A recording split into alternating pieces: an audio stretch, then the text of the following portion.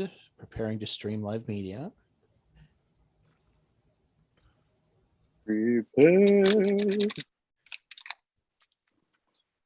Done. Forget what Directing Disney to song. YouTube. All right.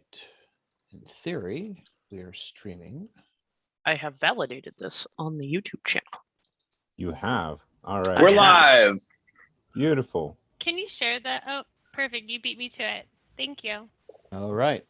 So, welcome to SecKC AST, which stands for Amazing Shit Today. That's right. I forgot what we decided.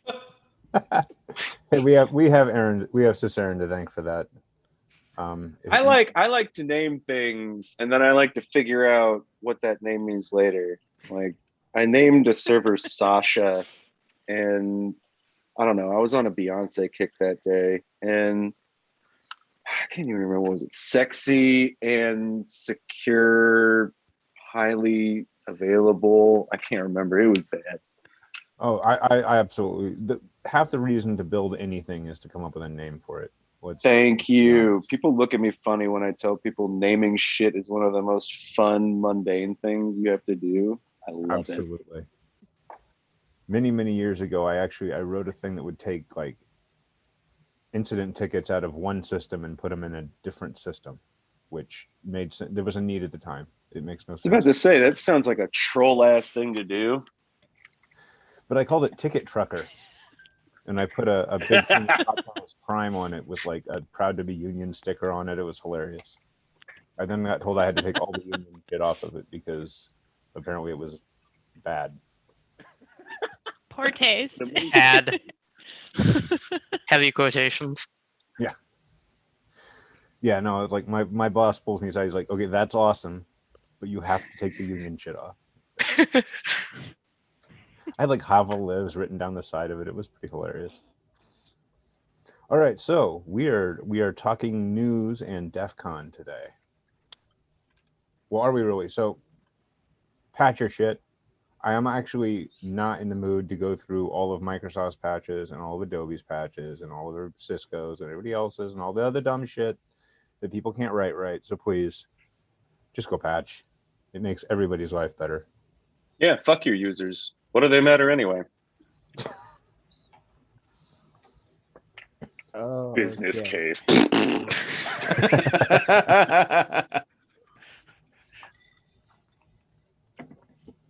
All right, I think that covers our patching and vulnerabilities for today. That's it.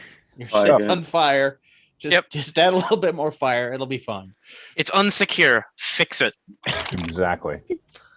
All right, so We senior didn't think Sis Aaron. about. Yeah, we didn't think about how we were going to do this part. Just scream it out. What is it? We'll talk. Well, I thought I might like send you the links here. So, All You right. want to share it directly? so for those of you, yeah, I guess I could just share directly. Fuck. For those of you that don't know what we're doing tonight because you haven't been in the Discord, first off, fuck you. Join the Discord. True Not that. like, you know, 100%. I'm not trying to call you out, but join the Discord. You are. So what we're doing normally what we do is we do the Ignite format. You know, I get up on stage, I stumble over my words. It's a riotous good time. I've once again been kind of strapped for time this past month, and I figured this time I could actually think about a backup plan, and I did. Since it's kind of the podcast style thing today, I figured we would just, so I've got my collection of links. I've done a bad job of tracking news this week. I need to pay better attention to the news links section that we do have in the Discord, by the way. So if you're interested in this sort of shit that's going on, by all means, you know, we've got folks that post interesting shit that are going on all month long. You ain't got to wait for me to tell you about it for 15 seconds where you learn nothing. Check that out. Shouts out to Savage Sec for always posting shit up in there. Again, SecKC is a pretty dope community because we are a community. So yeah. Well, if we're shouting out for news, you got to give Frogman some props as well because he's out there all weekend time. You right. Frogman's out there a lot. Well, you're active in lots of channels, sir. Come to the meetings too. I mean, oh man, we got lots of good folks. I shouldn't have started this because now we're gonna. We gotta shut this person. Oh, gotta shut this person out. No, but for real, everyone in this group is pretty dope. So. Anyway, what I did is I still track the news. I've got a list here, but instead of prepping links, I figured I'm going to use this here random number generator on the old Googles. And we're going to generate a number, and that corresponds with a link in my shit over here. Let's start sharing a thing. There we go. Okay, so for example, we see here the number 38 was created. Let's see, 38. Okay, you can see maybe. Oh no, I just shared the browser window because I'm smart. See, I appreciate y'all. You're helping me get ready for the semester when my students are gonna fucking make fun of me for the first few weeks. I got you. Okay. Here's our first story. So we've got, looks like a black hat talk. This is a discussion about disinformation. Which I think is a really interesting topic. I'm not even necessarily going to talk about any news story that comes up. And I'm also not going to be the only one that talks about it. Who stole my share? Who the fuck stole my share? That's me. Sorry, my bad. Hold on. And there we go. Aaron, your Share that face again. though. It's actually quite The all level right. of It wasn't confusion. showing up correctly on the stream, so Okay. All right, My let's bad. try that again. Yay! Okay. Yay. Hooray. Anyway, yeah, disinformation tools going on. Looks like Twitter. It's a social media site for AI. Oh my fucking God, that is fucking terrifying. AI has its own social media, Twitter. I wish I had read this because I wasn't prepared for this kind of information. You know, given that the President first time Rump they let is AIs rightfully talk to each other, disappointed. they invented racism. It feels like this feels bad. Well, I mean, at least they put, a ring of rocks around the brush fire this time. Yeah, that Microsoft one was, let's see, for those who are not, nope. Yeah, sure, caps lock is fine. Microsoft AI racist. The chatbot. Yeah. Yeah. For anyone who is not familiar with that, yeah, Tay.ai it's one of those things where like this is why we can't have nice things. Actually, they had all the best intentions with this, and the internet is full of, what do the kids say? Fuck boys. The internet is full of fuck boys. All of the people who did the Burger King hack as well. Am The I Alexa familiar Burger with King that hack. one? Was that I thought that was Burger King being a dick weasel and being like, "Hey Alexa, tell me about a Whopper." Yeah, and then or they whatever. changed the Wikipedia article. Oh yeah, That's okay, what I was yeah. referencing. Sorry. Okay, hack is a little generous in that instance. It's fair. They just they just edited a Wikipedia page. Anyway, so disinformation, though, it is. I would agree that it's a very serious threat, even outside of this particular article. I didn't need this news article to tell me that that disinformation is an issue, and it'll definitely be interesting to look into that. Comments from anyone else on that? GPT-3 and disinformation together, the topic of this article, that's a cool topic. You're going to be hearing about that. That'll come up over time. We'll be talking about this again. That's all I really have to say on it now, because it's theoretical, right? But that's going to be a cool topic. It'll be recurring. I don't think it's, unfortunately, theoretical. It looks like these motherfuckers have. This is one of those. Okay, so it's like already the thing that we thought we were going to be talking about. We're already talking about that. Okay. Yeah.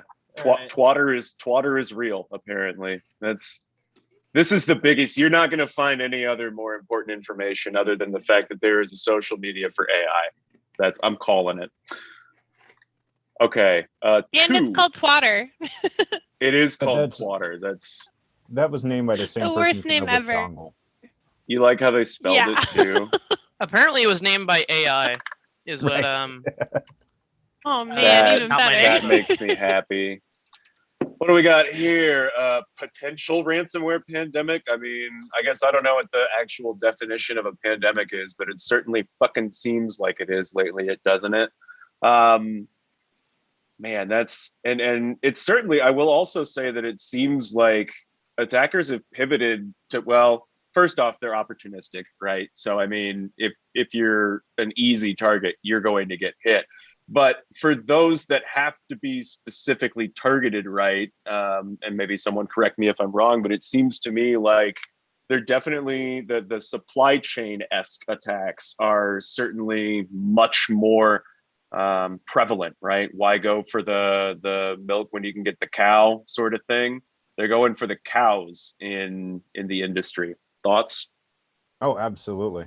The last couple months, we've had a bunch of trending articles dealing with Xcode and a lot of malicious, like pie bombs and pie and all that. That's NPM. yeah, Yep. exactly. Typo NPM. squatting, package manager, repos and shit.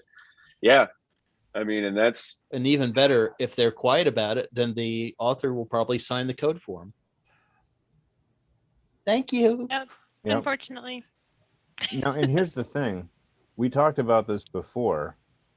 We had actually pretty long discussion on it. It's probably all the fault of those motherfuckers that were trying to put like bad code into the Linux kernel. don't put that evil on them, Ricky Bobby. Don't you put that evil on them. I feel like that was an important. I mean, I think they were not. Don't sully the name of my research, homies. I will fight for those people. I got feelings on that. No, it's. I know. I just wanted to stir you up, really. You did a good job. You rustled my jimmies. It will be kind of interesting to see if law enforcement actually does. I mean, so, I always joke about how we don't really see many stories about people getting caught. I actually just really don't share stories about people getting caught because who the fuck cares, right? It's great, but it's not like that, ransomware strain is going away. It's not like that, that operator falls, fucking 10 more pop up to take their place. What I do think is interesting, though, is that really the power kind of does lie in law enforcement to some extent. I hate saying that. I just got rice balls. I don't know, but can they do anything about it, right? I mean, I am number two in comparison to ransomware has been coin mining. So, that's building another in thing coin that miners, faces. yeah. I might be giving a talk about that at some point. Research computing has been very fun and eye-opening, and man, it's a little teaser for you. 21, lucky 21. How apt, because we were in Vegas recently, weren't we? Some of us virtually, some of us for the first time, some of us for the manyth time. San Diego health breach. What do we got here? Patient, students, and employees, names, address, birth dates, email addresses, fax numbers, claims information, lab result, medical diagnosis, medical information, treatment type, social security numbers, government identification numbers, student ID numbers, payment card information, usernames, and passwords. Oh, fuck! Holy shit, they got the fax numbers. Oh no, the fax numbers. If you couldn't still send a signed contract over fax and have it be accepted as valid, that I would agree with your sarcasm, but as it is, that's actually kind of a thing. I love that passwords are in here. Like, how is it that, so we're just storing unhashed passwords now? That's the whole kit. It's easier if you put it all together. Right. Right. That way you can just steal it all at once. The same row. Yes. So what they do, they You have can't lose one. it. They have an individual plain text document for every single user, and all of that info is just stored in that plain text every time. That honestly wouldn't Convenient. surprise me. It's a university. It wouldn't surprise Terrifying. me either. Oh, Hey, exactly. Yeah, let's. I resemble that comment. No, Okay, you actually, teach it. Our health side is pretty well buttoned up, I would like to say. In my opinion, I will also say that Security Week is usually pretty good at reporting. So specifically this dude. So I recognize IONUT because I have the mind of a 12-year-old and it makes me giggle every time I see his name. Generally speaking, they do differentiate between hashed passwords and passwords. So, man, that's a hell of a breach. That's fun. Okay. Don't worry, Let's they'll see. get some monitoring. Yeah, right. Free identity protection monitoring. 6 months. Yeah. Yeah, because that does everything. My stance, my tactic is to just fucking tank your credit score. I mean, can't fucking take any now. What are you gonna do? Pay my student loans? Fucking please do. Nice. Modern problems 36. require modern solutions. 36. The world's gonna end in 30 years, so fuck that. That's right, dropping truth bombs. Boom! That's right. No one says anything against that because y'all know it's true. Fucking sucks. Okay, so this one's actually interesting. So and kind of cool, actually. At least I think it's neat that they thought about this. So Oregon, I guess, lots of most states are going to have pretty good benefits for their employees. It's kind of like one of the only benefits of working for the government sector. So of course they need ways to pay for that. And I hadn't really thought about it, but I kind of looked into it a little bit as a result of this story. Of course, what a lot of them do in order to provide this is, invest that money, right? It's investing all the way down. It's all fake money, right? Bitcoin is just showing us that it's all fake money. But anyway, they invest that money. And apparently the state of Oregon uses or has been the primary, in fact, investor of Novalpina Capital. What I don't know anything about them other than now I know that they are affiliated with NSO Group. So of course NSO Group is the group that has caught flack over the years for their spyware. Well, I should stalkerware. It would be a better term for it. They definitely only sell it to governments and law enforcement and only for legitimate purposes. As it turns out, they also sell it to some government regimes that are known to be oppressive. And for years it's kind of for years it's kind of been one of those like he said she said tit for tat things. Recently I think we talked about this last month. Recently, the Pegasus spyware was discovered, and there was a big old bombshell report put out by Guardian Labs, I think.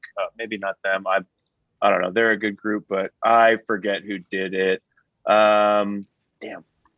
Anyway, state of Oregon's like, as it turns out, we're investing in a company that helps that company grow, and they're now like kind of looking into yoinking their investment with this Novalpina Capital. So I think that's really cool. I think that shows good supply chain awareness. I feel like I'm using that as a buzz term almost at this point, supply chain. But I mean, it's essentially what it is, right? Is you're thinking about where is the money flowing?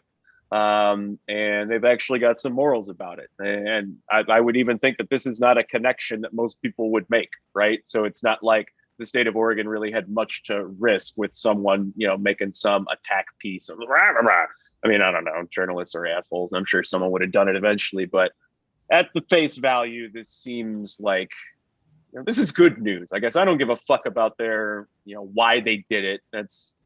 Let me be ignorant and think that they did something nice of their own volition. Thoughts, comments? No, I agree. This is good news. What if it wasn't? What if it wasn't Oregon? What if it was another state that didn't have any care of politically, I would say that Oregon's pretty left.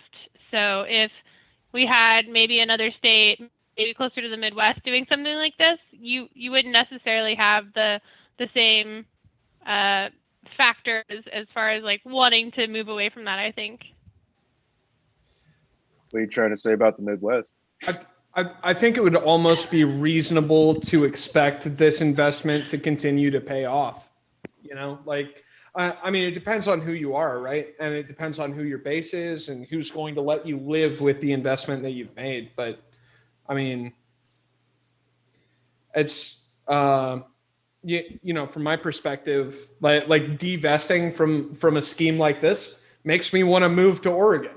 You know, that's. Yep. So purely 100%. a political move to potentially attract. Could be. It totally could be that, right? Could be, but isn't the They right have gigabit usually more internet. associated with privacy Good and point, Ben. individualism? I mean, isn't that more kind of historically, like it tends in to the float a before little bit. times it was. I think everybody is prone to outrage these days, so it's hard to tell which side is more offended by it. Good point. At this point, we're all just mad. But I'm just thinking, you know, back 20 or 30 years, it was really like the right that was considered the people that were kind of trying to champion privacy and individual responsibility and things like that. So I find it interesting that that value seems to have shifted. Do you think that that's privacy, like limitation of government, like in more of a conservative ideal versus a limitation of private, you know, enterprise? Because I feel like those are very different expectations for, like, you know, capitalism. Right. No, that's a great point. Potentially different aspects are appreciated by both sides. How about that? Yeah, that's fair. Yep. There you go. Yeah, fuck politics. All right. What's this generator say now? 8? I hate politics. We have a comment on YouTube. It says, Daniel Connor, the winds of politics blow in every direction. I think that's totally true. We see a lot of these, like, similar fate, you know, opposite ends of that spectrum. This is Sequoia, I think. Yeah, Sequoia. Okay. So, no patch, I'm pretty sure, but oh, there are patches. I lied. Yeah, go patch that shit. I mean, your Linux boxes probably aren't the worst ones you've got. I mean, I say that, but I've well, but then something like this comes up and they, you know, or shell shock or whatever, and they run right back up to the top. They have that ability. Generally speaking, my Linux admins are not the ones that I worry about. I'm happy to say that. So there's, well, you know, up to last year, everything was fine. And now we have a bunch of core level shit that has been falling apart badly. I'm disappointed. Was it fine, or were you just assuming that other people were reading the source code? I was assuming that people were reading the source code. I was wrong. Open source is just security through obscurity. Let's be honest. Dude, every time I see one of these vulnerabilities, I just think like, ooh, I'm that much closer to my OSCP. You know, like that's kind of where I'm at with it. Don't they tailor those boxes to be? I don't know. I don't know actually know shit about OSCP. I wanna get down, but it's finding 90 days that I could dedicate to it, right? Yeah. Isn't that summer break for you? Isn't that what you have all summer off, right? Right. Yeah. Just yeah, but I'm revamping my class this semester because I'm fucking sick of this book. I've outgrown my book. I'm very happy to report. So congratulations. Thank you. We're going to find out if it's going to end in a complete fucking dumpster fire or if my students are actually going to learn some much more practical information. We'll find out. I'll let you know how it goes. I might make a talk about it. Please do. That would be awesome. Yeah. Do it. Okay. You shouldn't roll your own crypto vulnerability.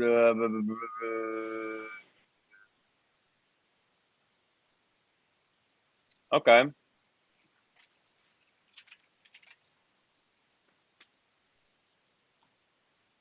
I'm confused. It says don't roll your own crypto, but then it's talking about cryptography libraries, right? So people that aren't rolling their own crypto. I bet it would make sense if I didn't read the abstract of the abstract, and we actually talked about pay. Let's do one more. That one didn't count. That one didn't count. This didn't work. As a fish 31. What do we got for 31? Oh, this one looked fun. I hadn't actually read it yet, but let's see. That's right. Something possibly related to Nebellum. Yeah, they compromised, I guess, Chipotle's email marketing account. Oh, boy. Yeah. Yeah, right. I mean, yeah, that. No, wait. And that was extra special and extra spicy. But why? Here's what I don't get. All right. And this is, that saying like common sense isn't common. This is what I don't get.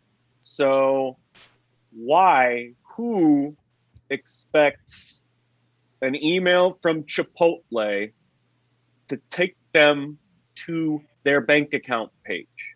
Okay. Why? Okay. But when Barack Obama tweets you telling you to send him all your Bitcoin, right? Like it's just people are going to see a big name and click it. That's just how users are. But also figure out the value of a stolen account like that. They go through a hell of a lot of effort to make sure that account is deliverable. So they're going through, they're pruning and preening their demarc records. They're going through and making sure that they're not being blocked by Gmail. That it's unimportant who sent it. What is important is that the email address itself was trusted, so they could send it and the spam spam controls won't catch it. It's not important to an opportunistic attacker, to a rookie, I'm gonna say. Now, I put on my bad guy hat, which all my hats are bad guy hats. And I think, what would I do with Chipotle Marketing's email account? So there's a lot of options, right? A cred harvesting page for a bank is not what I would call a good use of the account that you have compromised, right? You maybe invite them to, I don't know. I don't know enough about Chipotle accounts to know whether or not payment information is saved in an account, but you could there can be for sure. I have a Chipotle account. I eat Chipotle all the time. It's delicious and disgusting all at the same time.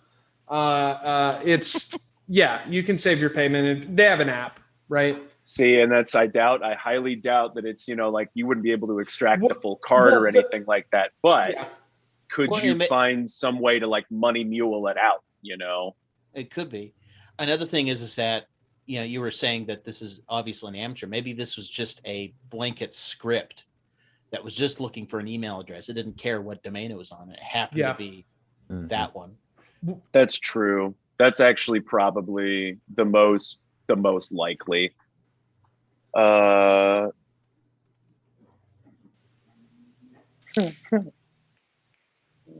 Sorry, reading Discord comments. Okay, you know what? This I think do we agree that this segment's done? Yes, that's cool. Good. 7:30. That's only as if long there's as more burritos.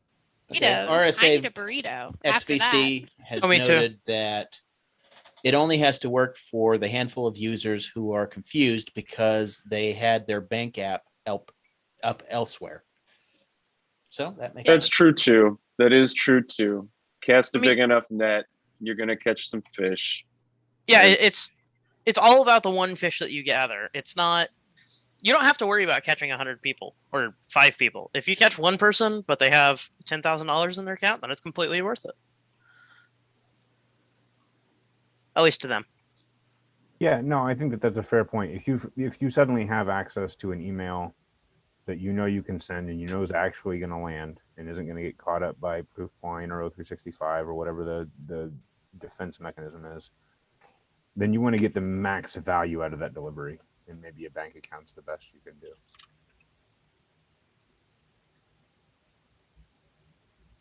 Everybody take a drink. Shots. Shots. Gatorade right. shots. Dude, X is going for it. Oh yeah, Let's talk Respect DEF that. CON. getting lit tonight. I got Yeah. that cool blue. It's cool. Where did you get that awesome JPEG? I do I know, like that. right? I love it. Why? Excuse me. Why is it there? So much weed in Las Vegas. Oh my God. Because Yeah. Vegas. Eye-watering how that much was- weed there was. Yeah, that was Really? prevalent. You It know, was Yeah. intense. Yeah. I went into the stairwell of Bally's for like 30 seconds, and then I was like, nope. Nope. is weed Well, legal in I- Vegas? Oh, yeah. I didn't I look this asked, up. Yeah. Okay. Yeah. Okay. Talked to the Yeah. hotel staff there, and they said, okay, we got so we had reports of weed being smoked and outside alcohol. So we can take care of the weed stuff, but you guys Bill. take care of the alcohol. Bill, Yeah, who but invited Bill to bring more outside alcohol this year? Oh, Bill. Now, obviously, that actually got kind of messed up real quick because there was a miscommunication to the people in the hall checking stuff. So all of a sudden it became Gestapo Central. But fortunately, they resolved that. I saw that. particular item. Yeah, but they resolved that eventually once somebody said, "Hey, stop that! Yeah, There's a lot 'cause of lawyers here." they were doing like full bag searches. Yeah. Yeah, That's it was what bad. I heard. And, what and I then- don't get, like weed it's been legal there. This is not new. What happens such that I'm just so confused? Like Li- locusts, sure, I get that. That's a Yeah, plague. weed is legal. Where you can smoke it is still up. Is It can- an issue. It can fuck up their alcohol license, from what I understand. So when I was there 2 years ago for 27, there was very specific certain things that could not happen in certain areas of the casino. I think it would fuck up their casino license and or their alcohol license, because federally that is not an acceptable substance, I guess is the way I would put that. So they don't want to compromise their shit by you bringing something else to the party. Well, they were failing at it miserably because I yeah. smelled lots of weed. Their quote unquote good That's how it was when I was there. their quote unquote good faith will be enough for them to allow them to keep on being a casino. I don't know about a liquor license, but they'll be fine as a casino for sure. I mean, Their quote unquote good faith. imagine Bally's getting their liquor license revoked. It's not happening, Yeah. or something. Yeah. That's a Did you lot say of you money. thought it smelled Yeah. like that at 27 as well, Danielle? Yeah, when we not really in the casino, that was more of a I don't smoke cigarettes, so it was one of those the cigarette was the overwhelming odor I could smell. But I felt like when we were walking across when you're walking across the larger roads and you're outside on those large walkways, I felt like I saw a lot of use those paths. Probably people who are staying in the hotels and don't have anywhere else to go. What do you expect? You put something that is a 24-hour party city with free cannabis, and all of a sudden you've got people smoking cannabis everywhere. Of course you do. Duh. Wait, there was free weed? Not this year. I mean, probably. If you knew where to find it, Not this year, though. Damn, just got to have the right contacts. guess so. Not saying anything, or I get But yeah, messages. Yeah. the sorry I derailed this conversation. That I did not get to go this year, obviously, as I am ignorant of this. I was not aware that this was topical. Just Well, I mean, hilarious. That's what this entire segment's about, is talking about DEF CON. So I think we hit the nail on the head. Exactly. I think it's topical. I think The it's important to note that this year we had veterans, and a lot of new people, but not a lot of in between. So there was a lot of people that this was their first DEF CON, which, Yep. you know what? I think this was a good first DEF CON for a lot of people. And that was going to be a big thing I wanted to hear about was did this make for a good first DEF CON? Because I know, Yes. Oh yeah. Yes, it did. It was heavy. It was for sure heavy. Apparently, Dan Kaminsky died. I didn't know him before DEF CON, but I can tell you during DEF CON, they had an entire channel on the hotel block, or at least at Bally's, dedicated to him. So like that's what I fell asleep to. Dan Kaminsky talks, right? It was it was incredible for everyone to be able to get out and be somewhere in person. That was special and important for people. That was part of the reason I was there. That was part of the reason everybody was there, right? This has been a crazy couple of fucking years, and we were happy to get out and meet the people that we work with and do the things that we love. This was a good first DEF CON for me, for sure. Yeah, and this was my first go as well. And what I would say is, from what I've always been told about how crazy and how thick with people it is, it was nice. Like, I could move around. I could walk into something and be like, you know what, this isn't what I thought it was going to be, and walk out. And it wasn't like I was trying to walk through or over or under like 600 people or anything like that. Like, I could walk into a talk late and still find a seat. Stuff like that was nice to be able to do while you're kind of trying to figure out how to navigate. Yeah, it was still kind of a shocking number of people for me, just given the fact that, you know, like, I haven't been in a crowded place in probably 2 years. But like, despite that, I mean, you know, I guess it being my first DEF CON, I wasn't aware of the legacy of crawling over and under people. It definitely wasn't like that this year. You know, walkways were open enough that you could walk, and lines for restaurants were no more than 30 minutes long. LineCon at 7:30 in the morning took me 6 minutes. I was pretty happy about that. Woo! I heard that like normally takes years, but now that was pretty awesome. Joel, what are you? You're hearing a lot of comments from the first timers. What are your thoughts on a more typical attendance year? Obviously, you know, which is better, you know, more enjoyable. That's all subjective, but I'm curious, about your opinions, I guess, on crowd density, activity, you know, the whole 9 yards from 1,000 foot over. So part of this is that if we look back in time at previous DEF CONs, we spent a lot of time at the Alexis Park. So when you think of the Alexis Park, when we started, we were about 4,000 to 5,000 people, maybe a little bit more. Actually, I think at that point it was maybe about 7 or 8, really. And then during that time, that was the enclosing area for the conference. And so it got more crowded and crowded and crowded and crowded. And finally, we had to go somewhere else in order to fit. In this case, this had a feel very much like kind of the early years of the Alexis Park. We didn't have people that were just bumping into each other. We didn't like, there was between the two hotels, there's kind of a pathway with what I call fishermen, which is the vendors on both sides of that pathway, where they're trying to hawk, cell phone cases and cigars. And in past years at DEF CON, at the Paris and Bally's, that was shoulder to shoulder. People, literally, it was this slow moving, shoulder to shoulder, massive humanity trying to get from one side of the conference to the other. When we went to Caesar's Palace, it was great because that is a much larger venue, and so we were able to move around with a lot more ease. But we didn't have that this time. We didn't have the shoulder to shoulder, slog. And I think in many ways it led to a kind of more relaxed conference. I mean, generally you had some people that were having a rough time because of the last year, but at the same time, as far as just atmosphere, it was pretty good. It's really relaxed.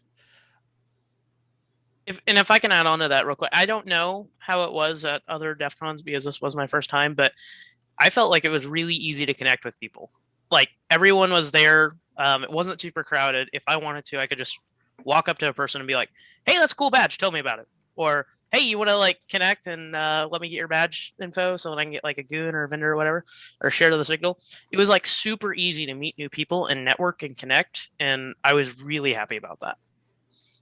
Shout out to Rickard, by the way. Badge life is fucking sick. Like Hell yeah. all Welcome that to the shit, obsession, pimp. yeah, all that shit you could go out there and buy, dude. I would. Oh, yeah. Honestly, if I wasn't like a fucking geek who worked in InfoSec, I would go out there every year just for fucking sick LED shit.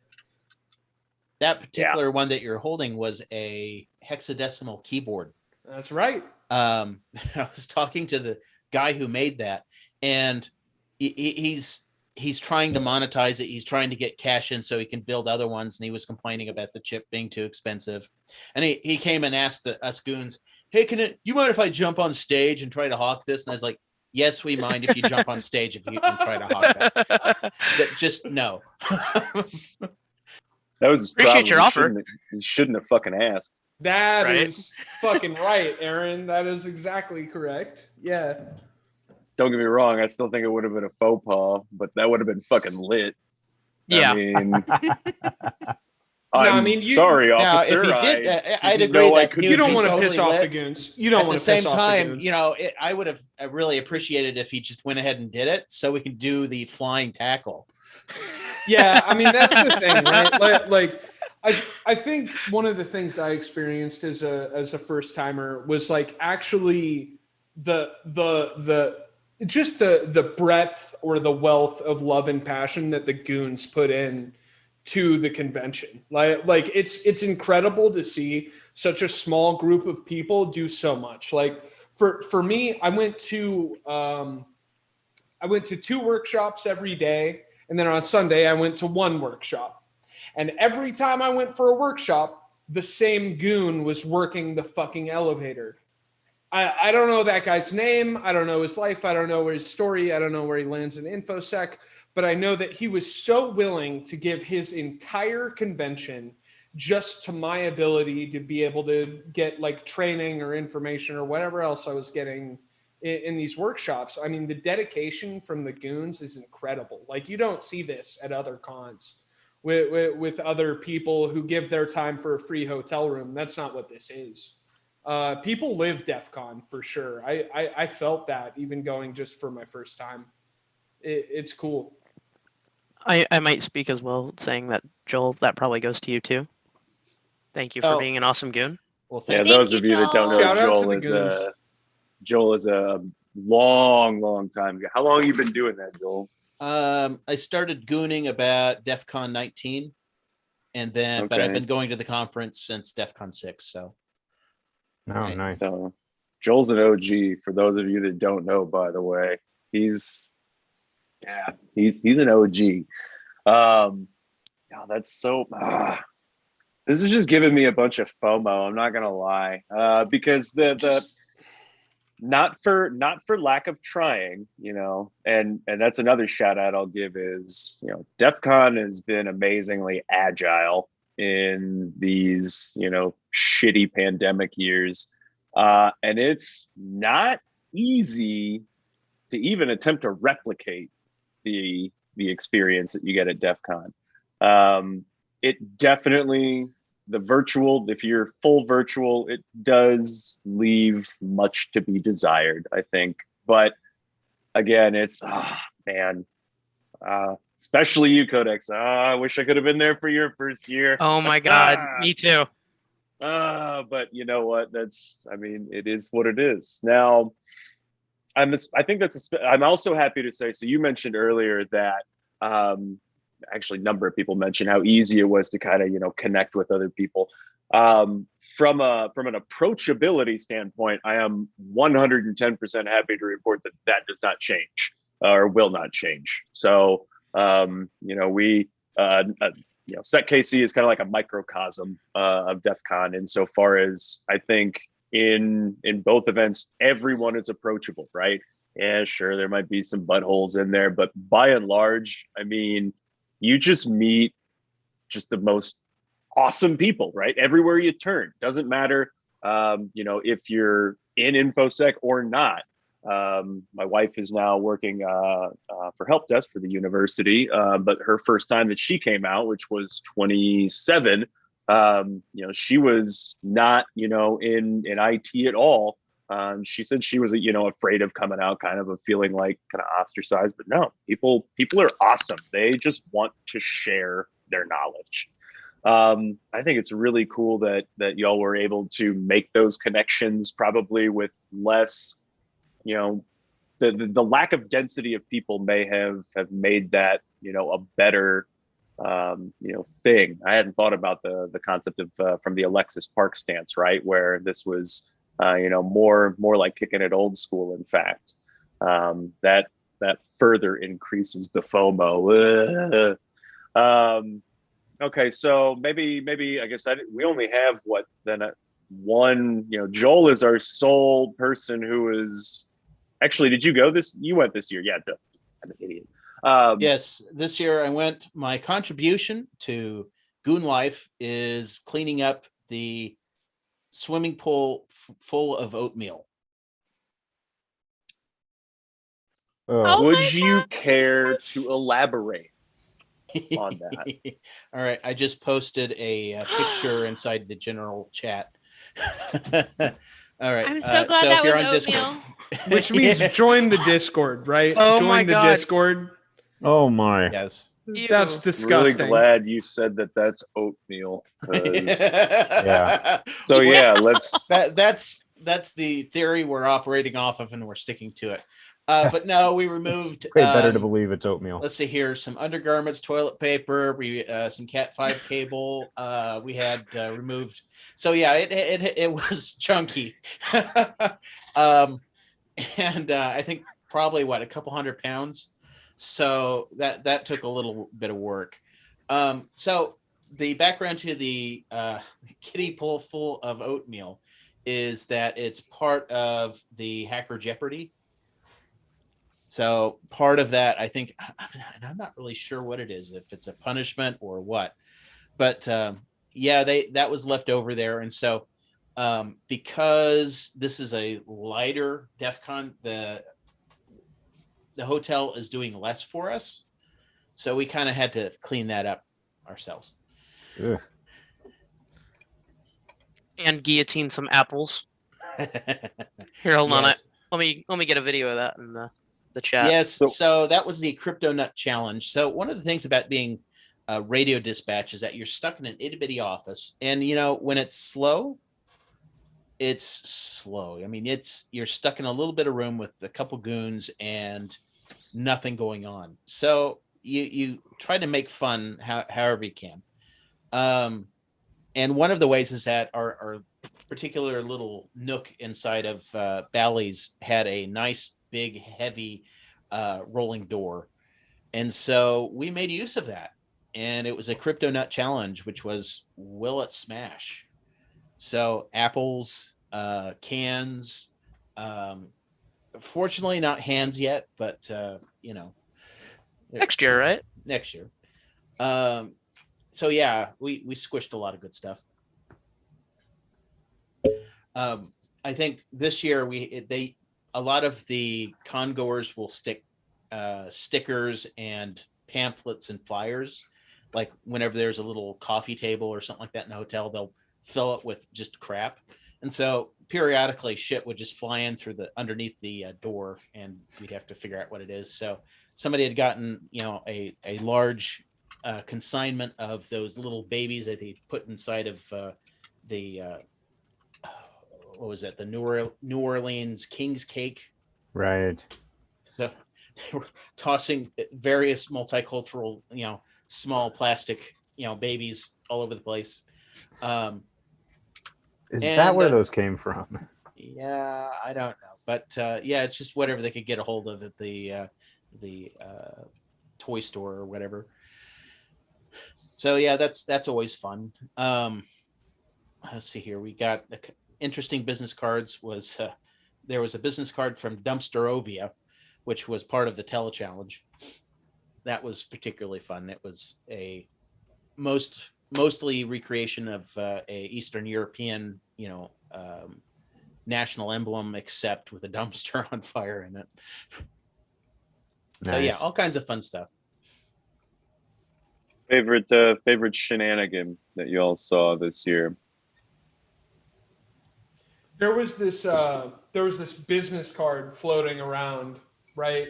And it was a part of a challenge. And Joel, X, Ben, if any of you can elaborate on this challenge for me, I would love that. The business card said, hire a hitman. Oh, and yes. it had a fucking phone number on it. And apparently, and I didn't participate in the challenge, so chat, forgive me for not having the most up-to-date information. But apparently you called the number, participated in a challenge, and continued down this path where eventually, if you won, something happened or whatever. But that's a telechallenge, probably. Yeah, it was probably okay. So it would have been the telechallenge. It sounded awesome. I did not participate, but I heard about it, and it's just one of those things where you realize, like, these are all community-driven events, right? Like this is all some cool shit that somebody came up with over the course of a year, and then they presented it at DEF CON. They didn't know it would succeed. They didn't know if it would fail, but they decided to do it anyway. And that is totally the spirit of the convention. Like, it is a good time. To anyone who's listening, who's like thought about going, or like, I don't know if I can come up with the money to go, but pack your own food. Definitely. Oh my God, yeah. Food's so expensive. I spent $100 a day on food. It was insane. And I mean, we're talking whatever. I don't need to riff on that. Food's expensive. Bring your own. No, but that challenge was definitely cool. I have fond memories of working part-time and somehow affording, at the time it was a $50 plane ticket on Southwest or whoever was cheapest at the time. And was that 1997? Thousands of years ago, when dinosaurs roamed the earth. What was it like to be an adult before the economy got cornholed? Please do share. Twice. 2 times. So just, having to go out and get PB&J and yeah, but at that time, yeah, there was a significant difference in, Las Vegas and how they did business. I mean, you could, get your 50-cent hot dog or some shit like that. But at the same time, that was, 20 years ago. So I'm kind of curious. Yeah. We've heard from Joel, and we've heard from all his new people, but this is mostly directed at Aaron and Danielle. What was it like virtually this time? How was it like the hybrid model? How was the virtual end of it? I had a lot of FOMO, like, kind of to echo what Aaron has already said. Like, it was like, that I could see the talks and things like that, and like I got a badge early, which was kind of cool because I got to do more of that. I felt like when I went for the first time in 27, I didn't really get to do much of the badge stuff because I was busy chasing what was in person already. Like, and that's awesome. Like, and honestly, like, that's where I found SecKC. I didn't realize, like, in my backyard, I have all these awesome people that, like, I need to get to know. So, like, again, follow us on Discord. This is why we're doing this. We're telling you all of these awesome things you already are not tapping into. I was able to do more of the badge challenge. I finished that, like, on Saturday, and I felt pretty proud of myself. Those are things that I didn't get to spend a lot of time on when I was in person before. And it was also, like, really easy to like hop on the DEF CON Discord and like work with people that are all across the world and say, hey, I'm having a challenge on this part of the challenge, the badge challenge as well. Let's work together and figure out, the collaboration like over virtual was cool. But yeah, I missed being with the people. It was not a choice that I wanted to make lightly because obviously like being in person and all of that is kind of like the point of this, but I felt like I was able to get some of the benefits and the community kind of feeling virtually, although I'm really ready for in-person next year. I don't know about you guys, but I'm definitely going to be there. What do you think, Aaron? So I kind of alluded to this earlier. Again, not for lack of the folks at DEF CON trying. I do not like virtual. I think the Explains best why you're here. way... I was just thinking the same thing. So Woo! More And meetings. I don't like let's go like ahead and DEF remove CON Aaron. virtual. I don't like DEF CON virtual. Let me explain why. SecKC Discord is hard enough for me to keep up with on a daily basis, and we have a fraction of the member size of the DEF CON Discord. So imagine all the people at DEF CON, on all of them fucking talking at once, except in virtual world, there's no such thing as earshot. Well, there's channels which kind of like emulate it, but I mean, let's be real, right? If for anyone, I'm assuming It doesn't feel real, right? I mean, it doesn't feel. I'm assuming real. that the DEF CON Discord was similar this year as it was last. I know the server was literally the same, but I mean the participation in it. I really didn't. I have it added in my Discord page, but it is muted. Huge And participation for the badge. And it focuses on a few channels, right? Much like our Discord, right?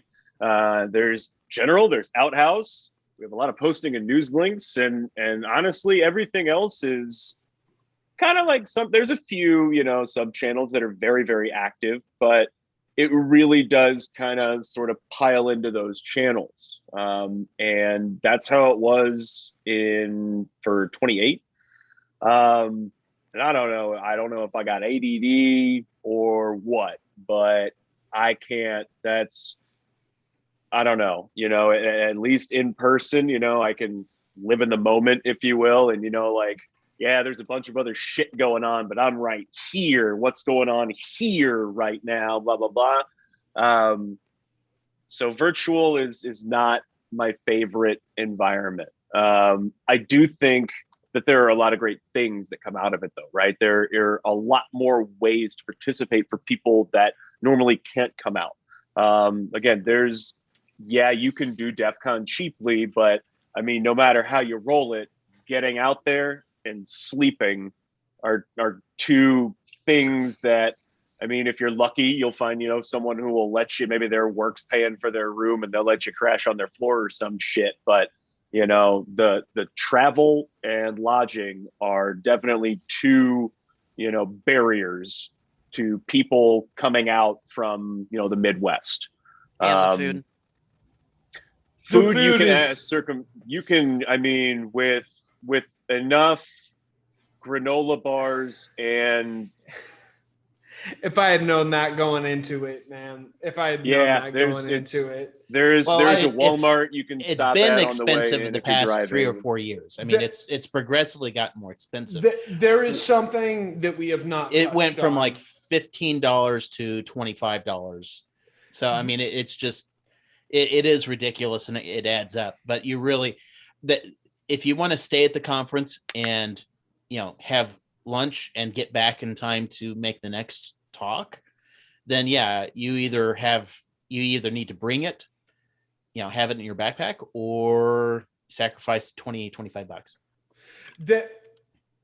This year, probably primarily due to low attendance, DEF CON pass holders had the ability, and not all of them did, to attend Black Hat as well. And I realize Black Hat is not what we're talking about right now.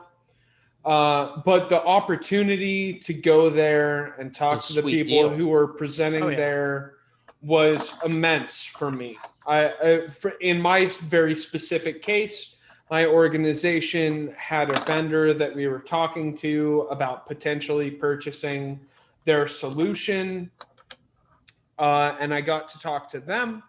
I got to talk to one of their customers who is in our same, what do we call it? An industry vertical. You know, we got to discuss between ourselves in person, which is so special to me. I cannot stress enough how much it was an incredible experience for me to be able to be with people talking in person about stuff. Because God, I miss that. And we all do. And I mean, I don't mean to be a downer, but fuck, man.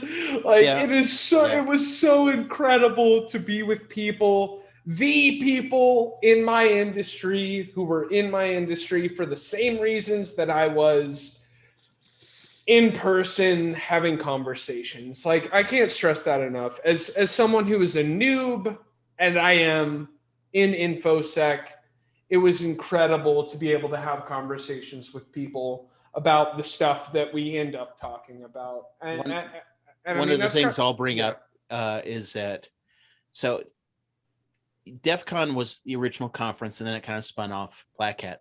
But Black Hat is one of those big conferences. And so something else, and, you know, kudos, you know, for somebody in the YouTube channel to bring it up, not my name, I believe.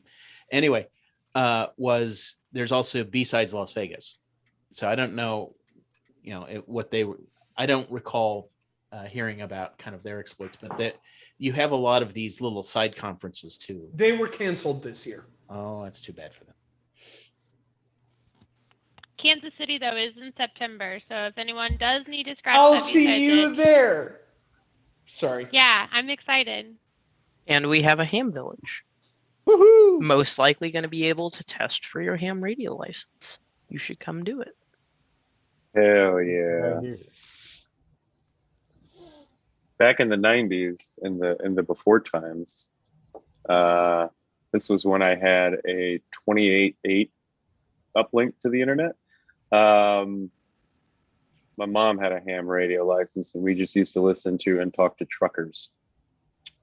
So that was, yep. It's a very quintessential Marge. Did you listen to truckers, or did you listen to a swearing contest? So I used to have nightmares about that part where she turns and the claymation goes.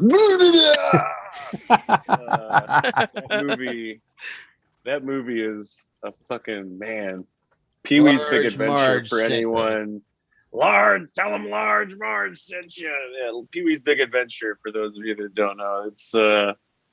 It's definitely worth a watch. Absolutely. That is a genuine American classic right there. It's got some really weird parts. Would you like some Mr. T cereal? All right. Are we moving on to interesting shit? Yes, we are moving on to interesting shit.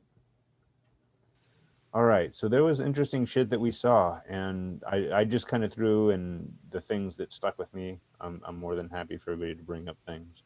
Why is it not updating on the stream? That is interesting. I'm seeing it updated. Yeah. Are you? It rolled the updated. slides. Yeah. Okay, cool. YouTube takes a little bit. Yeah, I was gonna say, It's I'm 14 looking at seconds YouTube and it was, behind. like, not updating. Okay, cool. All right, so yeah, let's. There were a few talks that really stuck out to me, and I'm more than happy to listen to everybody else's thoughts as well. And I just threw these up in the order that I remembered them off the top of my head. So that first one, like our journey back to the future of Windows vulnerabilities, I loved their approach. Basically, what they did was they took every published vulnerability and patch from 2016 to 2020. And they figured out like what part of the code was fixed. And generally what it was like new function calls or function calls with new arguments. And then they looked for everywhere else that might have occurred, because Microsoft wasn't fixing anything but the reported vulnerability. So anywhere else that was being called from was still there. And it was great research. It was a really interesting approach. They created a very large database of all their findings, and then they released it like at the talk and said, here, go download all this information. Here's the 5 0 days we published, or the 5 vulnerabilities we published, one of which Microsoft had fixed. But we're confident there are others. So great approach. And the ultimate thing will be to improve security of the product. But Patch Tuesday may be ugly for a little while. That's so cool. It was really. I was like, oh, this is a brilliant idea. I was suggesting that Patch Tuesday hasn't been a shit show prior. Well, no, that's fair. Amen to that. That's for sure. Raise your hand if you've been slightly traumatized by the past year's worth of Patch Tuesdays. Can I get like 8 more hands to raise real quick? Yeah, exactly. I mean, I'll raise 2 for you, but okay. But in my example, like we delay our patches by at least a week. So, I mean, Patch Tuesday, we don't always conform. You know, I think a lot of people here can agree to that. We don't always conform to Patch Tuesday. Okay, so it's good to know that you're now somebody else's cloud provider. I do not speak for my organization, by the way. You speak exclusively for your home domain environment, correct? Yes, that is the one that I speak for. That one. Perfect. What was your IP address? That's what he meant by that. Proper answer to this is 127.0.0.1. Yeah, that's the one. No, I mean your physical address. Oh yeah, here's my MAC address. There we go. Tell me about Time Turner. So, and I didn't watch this talk, but I'm just bothered by the topic itself, and I actually expect you'll have thoughts on this, because what it was a kid was fighting with the attendance system. They had an RF attendance system in his school, and they weren't going to let him graduate because he had 2 classes that he couldn't be in both of them at the same time for these 2 tests or whatever. And so his solution was to hack the system and get it to represent him in both places at the same time. But what bothers me more than points for creativity. I personally feel like he passes based on his ability to do that. But that's that's just my perspective. But how have we gotten to a point where this is a thing? We're electronically monitoring students. I mean, over the last year. Oh, go ahead. I didn't mean to. No, go ahead, Daniel. I was probably gonna think. I feel like we're monitoring people more and more at home. You know, they're working from home and have that sovereignty over their home environment. Why wouldn't we want to track them so that we can be efficient, right? Isn't that what we're all here for? Efficiency? Yeah. I mean, over the last year, I want to say it's become much more normalized to be monitoring people, and I don't necessarily agree with it. But a lot of educational institutions, as well as a lot of places of business, have started more closely monitoring their employees, but be that by tracking productivity software like ActiveTrack or something, or just doing roll calls that you can't necessarily miss, and you have to do some sort of like check-in. Like I know for educational things, they actually do like math problems in the mornings occasionally, where you have to solve it at that moment to prove that you're in class. And it's kind of terrible that we're in a place where we have to do that, but a lot of companies and a lot of educational institutions are doing it. And I mean, to add to your point, X, like you know who respects us, Ben, is ourselves and the people who are interested in our community, right? So like if somebody was successful in 2 classes at the same time, that means that they were physically in one place and digitally in another place, or took the time to actually reconstruct their education in a meaningful way with 2 classes in the same time slot, right? So like I think organizations like SecKC or places like DEF CON will accept that people can do this, but there are many organizations out there that will not respect this extra effort that's put in by the student. And I can't speak to this specific example because I didn't watch the talk, but it sounds like a cool talk. And I hope the person was able to make themselves or get their certificate or whatever they were looking for out of the class. Yeah, I think ingenuity sometimes is punished by the education system. An example of this was a talk, I think 2 years ago, of somebody a student who went through and actually found a lot of 0-day vulnerabilities with a e-learning product. I think it was Moodle? No, not Moodle. It was I can't remember off the top of my head. It used to be Blackboard, and then they broke it off into a web provider, school automation system or something like that. But anyway, he found ways in there to actually screw around with grades and stuff like that, and they treated him badly over it. So, which is a good reminder that the only thing that separates you from a dickhead is permission.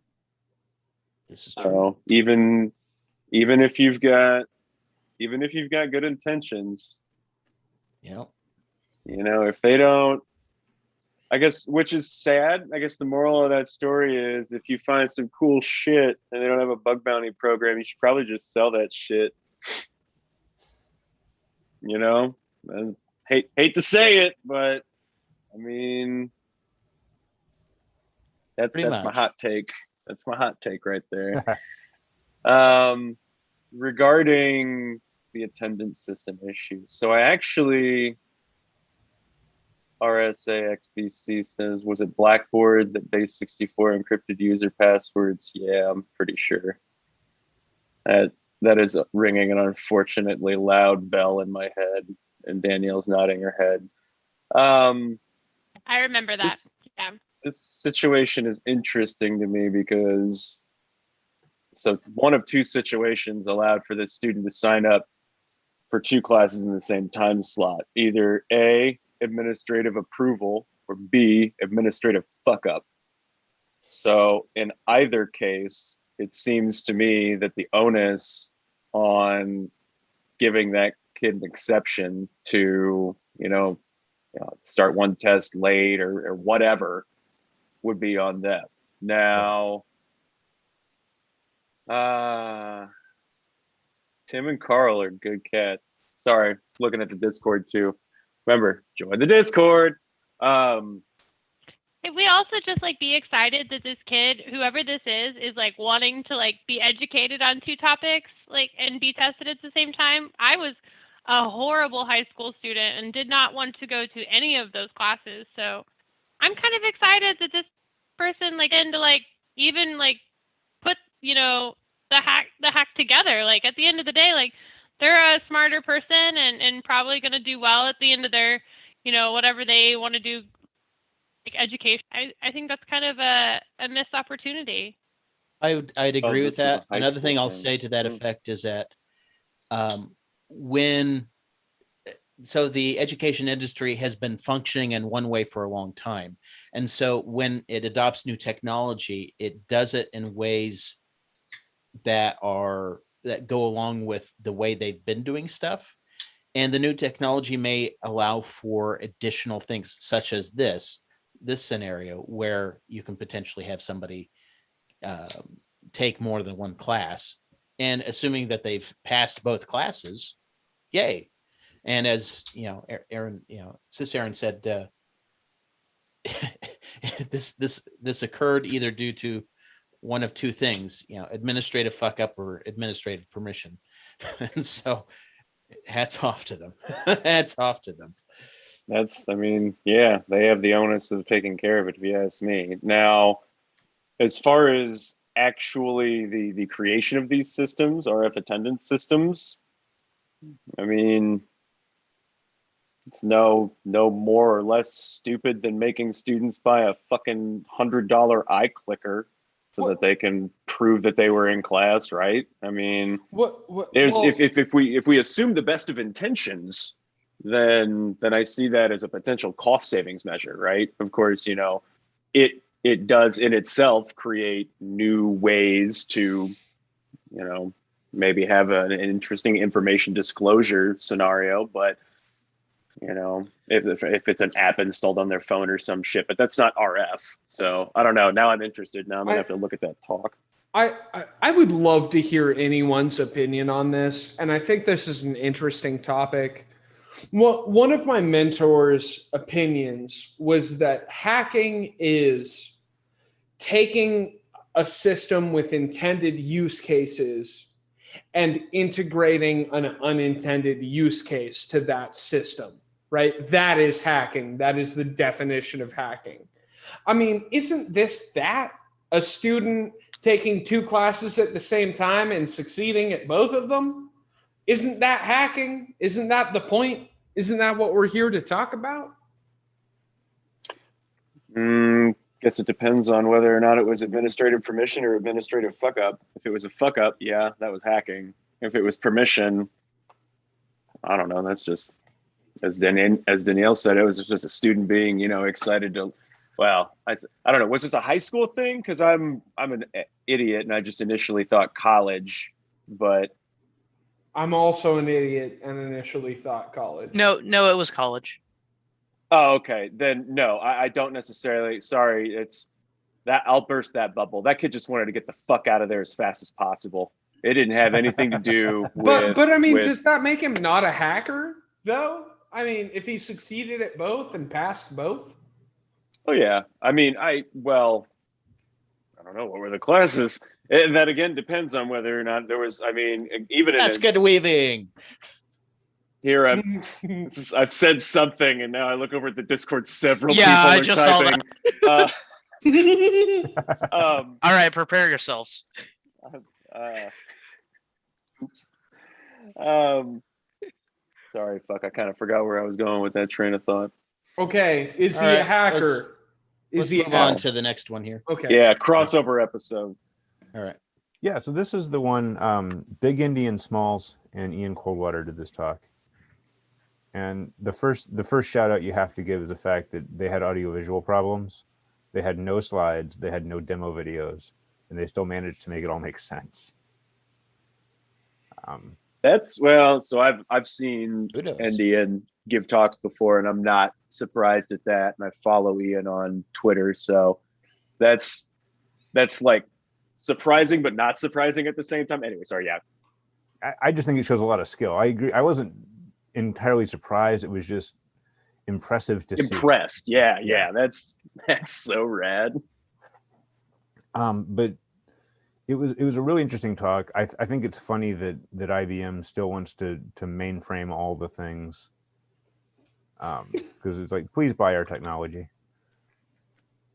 So that was, that's always entertaining to me. But it was really interesting collaboration because there are, 2 very different people.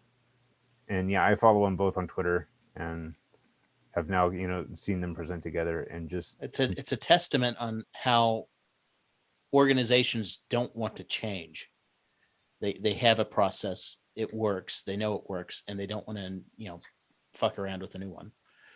Well, that's the thing, right? Is once it's working, there's not a lot of times business justification to change it. Another reason why they stick with those technologies such as AS400 and the IBM Z OS and all that is actually how programming is done and how it treats I think it's called a static floating point or something like that. It's just variations on how it deals with math dealing with variables. So a lot of the newer technologies use different types of numbering systems and variables, and the old code relies on a different type of floating point variable. And so if you compare brand new, say, Java code versus your old-fashioned AS400 program, it's going to come up with different answers because it deals with variables differently. It's a very low-level problem. Yeah. No, that is true. And I have been in serious and honest discussions when implementing the new system based on Java, getting away from the old system based on, it was a HP, not an AS400, but similar. Hey, and do we replicate the old bugs in the new system? Because if we don't, it's going to throw everything off. Ben, I've got a question for you as a first timer who is also a noob in InfoSec. As somebody, right, who's definitely active in SecKC and and possibly I can't confirm this on my own, but maybe you can for me, active in other communities and just active in InfoSec in general. How did you pick your talks and pick the content that you decided to consume at DEF CON, as this was your first DEF CON, right? That is a great question. That's amazing, because I hadn't really thought about any kind of process around that. I went for... You don't go to the talks. Yeah, someone told me that later. Skip the talks. You can watch them later. I want to hear. I want to hear the answer to Okay, this question, but I am going to elaborate. Sorry, yeah, please answer. I'm sorry. No, you're fine. Danielle's right, but I want to hear what Ben says. I did have, there was a little bit, because work paid for me to go. So I did watch a couple that I knew would be relevant to work, just so I could, you know, say that I'd done it the right way or whatever. But mostly I picked the things that I thought looked interesting. A couple of them I totally failed on and were not nearly as interesting as I'd hoped. And a couple of them that I was like, well, you know, maybe I'm going to go to that. We'll see. And really seriously considered blowing off. Turned out to be super cool and was really glad I went. The Mainframe one we were just talking about, I went to because I follow both Big Indian Smalls and Ian Coldwater on Twitter, and I think they're hilarious. And so it was like, yeah, I should, this looks like it's just going to be fun. I'll grab a couple of drinks and we'll hang out. And I was right about that. But for the most part, it was just stuff that looked interesting to me. And I have a weird and eclectic view of what looks interesting. So it you know, kind of came up with various things. So it's a great answer. A transformative moment in DEF CON between, I'd say, DEF CON 8 and I think 10 or 12.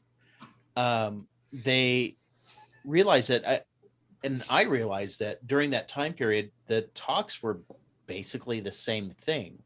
Every once in a while, we get somebody like Simple Nomad get up on a soapbox and just ramble and rant. And we had, there was just some real garbage talks. And so at a certain point, I just stopped going to talks during that time period. And about that time, DEF CON underwent a kind of a transformation when they actually started really going through and doing peer reviews and actually sitting down and looking at and increasing the quality of talks. And so I'd say between 10 and 12, the talks started getting better quality, and you didn't have crap. Interesting. So I will preface this with, it all depends on what kind of person you are and what you're looking to get out of DEF CON. But I will say, so I'll actually even say, if your goal is to hit the talks, unless you want, well, I won't go down that path.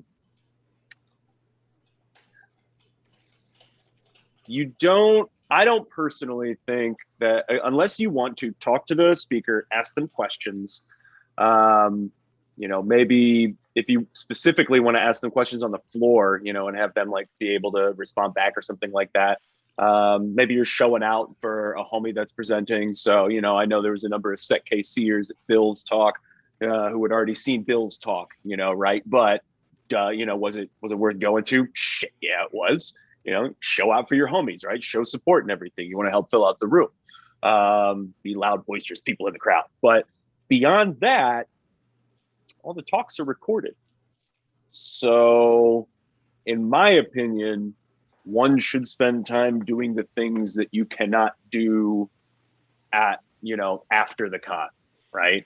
You know, go to parties, go to the villages, go to Sky Talks. Sky Talks doesn't fall into this because those aren't recorded. So those are really good and juicy too.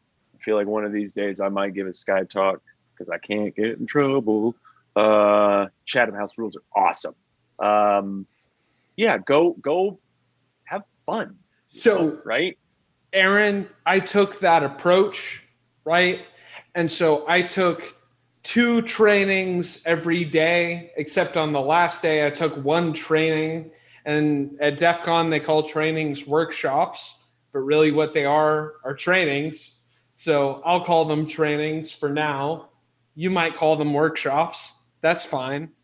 And it was a crazy fucking experience. I got to see people present some shit that they were like, hey, how was this presentation? You know what I mean? Like, how was this for me? And I got to give feedback on that. And that was really cool for me.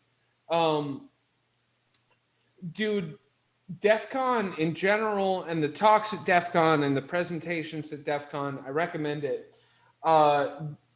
Dark Tangent, who I presume is also the alias of the owner of DEF CON, alluded to doing paid trainings at DEF CON for the following years. This year. What am I trying to say now? I'm trying to say I've been drinking the whole time. Yes, I am chugging. A true SecKCer. And a man of culture. You fit right in. Thank you for having me on this panel, and thank you for talking to me. SecKC is fucking awesome. Woo! DEF CON is fucking awesome. All right. Go next year. All right. Like, go meet people. Yes. It was a good Next next on the list. Yeah, let's move right along. Can I say what about the crossover episode? I felt like I watched the recorded talk, so I maybe didn't get the same experience of like not knowing your demos and stuff looked like, but I thought it was a really great summary at the end where they both said, hey, you know, I'm really good at containers and he's really good at mainframes, and we are very different technically, able to like bridge that silo and kind of partner with each other. And I think if anything, like InfoSec can just like benefit from that. Like, we're all good at something. There are various people that volunteer for SecKC and they're good at specific things, but everyone has superpowers. So like being able to harness that and like turning it into something positive, like this DEF CON talk, was really awesome. And I appreciated that. So that's my only other like non-technical response to that talk. And that's actually a fabulous segue into the next one, because they did the exact same call out to that same talk at the end, talking about how different their backgrounds were. It was two different people, and one guy, the primary presenter, was the one who developed the exploit and kind of thought it all out, and he was a wireless engineer. And then the person that helped him basically build it and POC it was like an IP systems guy. And he had the exact same comments at the end of the talk about how different it was and how they both had their own superpowers, and it was a great opportunity to collaborate and get together and do something special. So, yes. This is one of the ones, SPARROW was one of the ones I wasn't really sure was going to be that interesting, but I've got some history with Holocom countries or companies, so I thought I would check it out. And it was one of the most interesting things I've seen. So as it turns out, during the 5G and LTE handshake, like when you first turn on a device, it's almost like, it reminded me a lot of Ethernet collision detection. But what would happen is, in the interest of collision detection, when a system connects, it sends like a 40-bit random string. And then the tower broadcasts out to everything on the tower with absolutely no identification or anything, that same random 40-bit string, to handle collision detection and avoidance. So what they did was they took that 40 bits, because there's no location, there's no handshake prior to that. It's part of the initial communication, the initial joining of the tower, is they POC'd a way to use that to communicate, so that you could sit there and use that 40 bits to echo out to somebody else in the same tower and actually like send messages. You know, it broadcast, it's not a covert message, it broadcasts to everybody out there, but it would be a way to exfil data or to coordinate several people at once in a small area, lots of different things. I mean, lots of use cases, but it was fascinating because it's a protocol level problem. And so there wasn't, it's not like a software update away.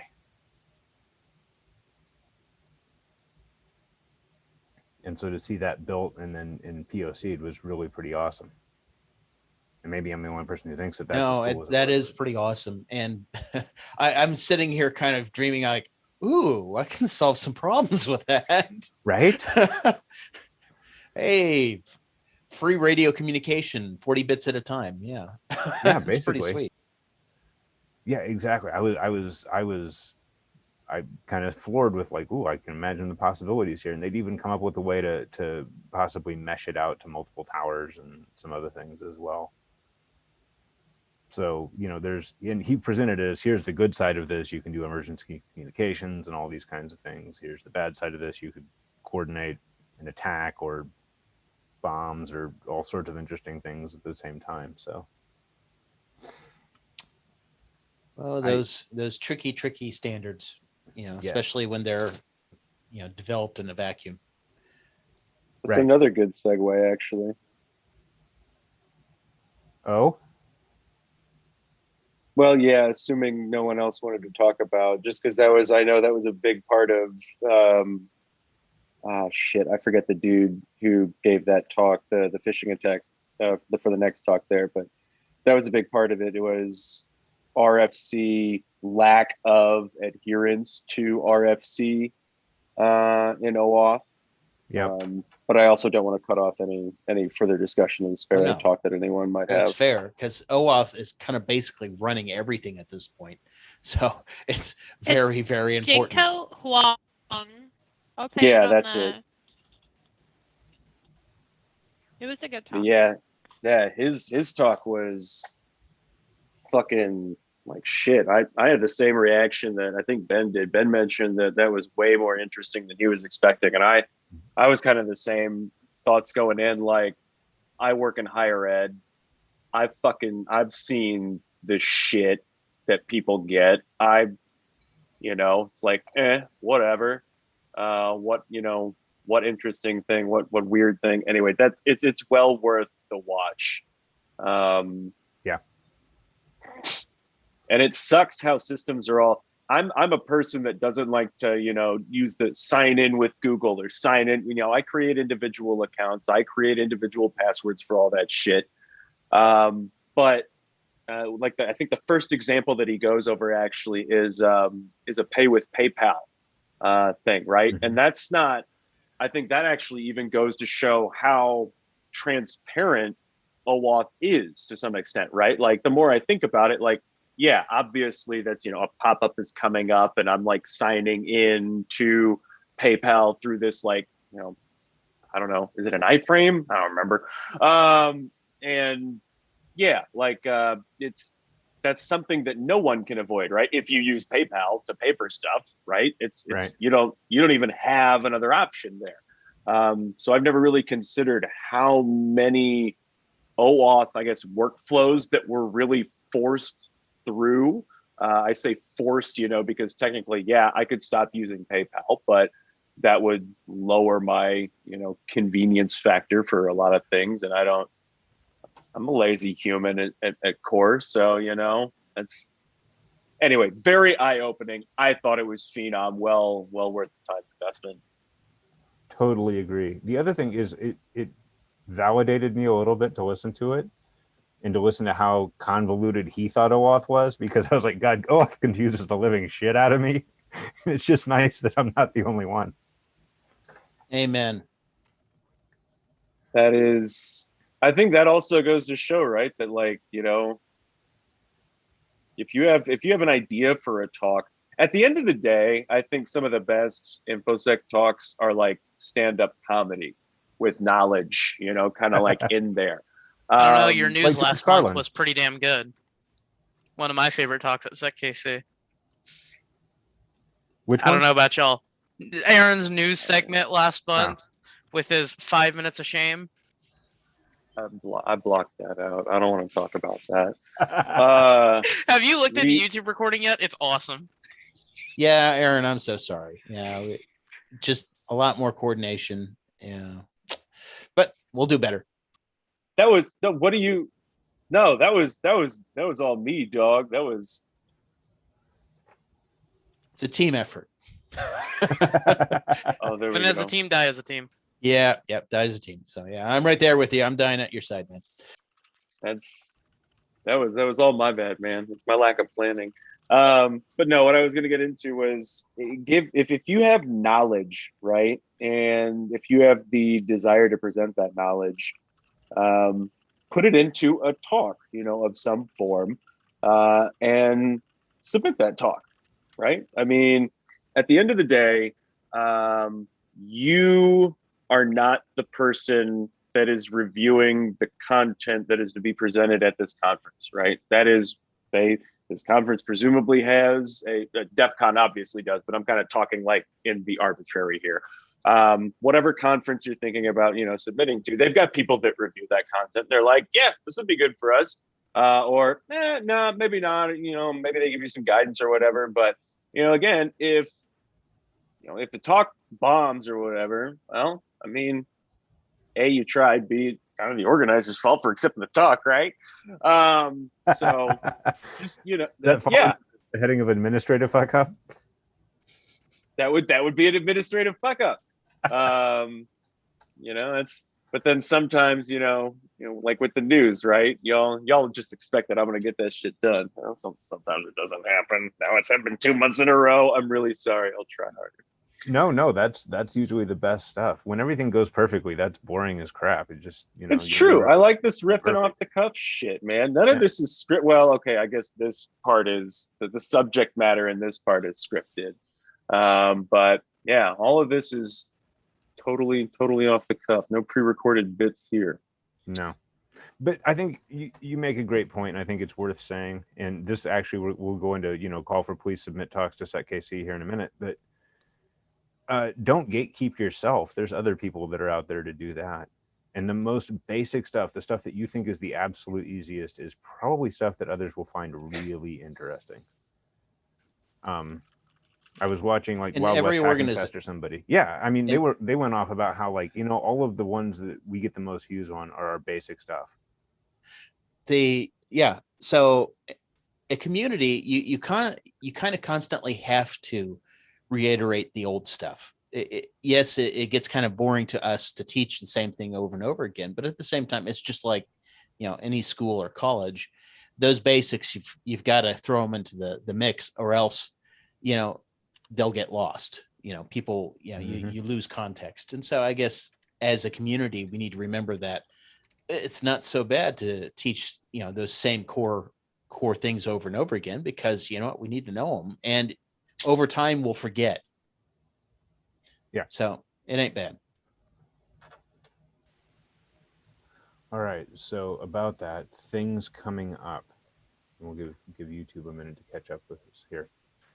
And we've actually talked about several of these throughout the evening. B-Sides KC is coming up. The registration is open if you haven't seen that. So please definitely check it out. And if I remember correctly, Badge Pirates are doing the electronic badge for a mere $40. You can get that plus attendance. So you better show up. You better show up. It's going to be a sick badge.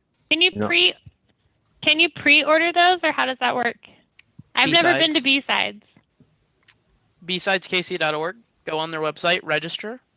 There's options for so just registration. Yeah. So there are options for like electronic badge, no electronic badge, student discount, etc. There's a bunch of options. Choose from whatever's applicable. Yep. Cool. I'll check it out.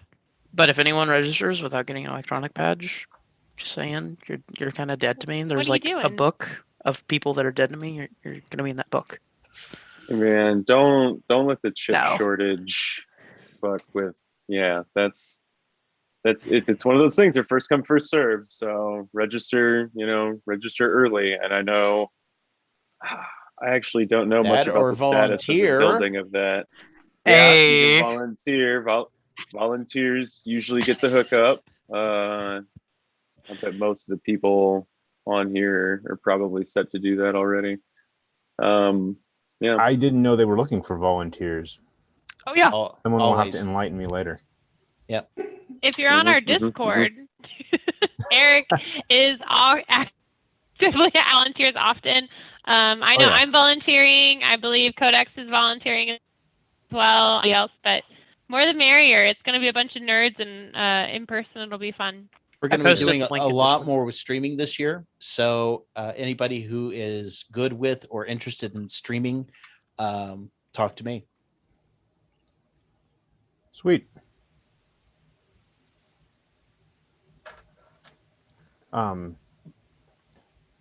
Coming up also will be more SecKC.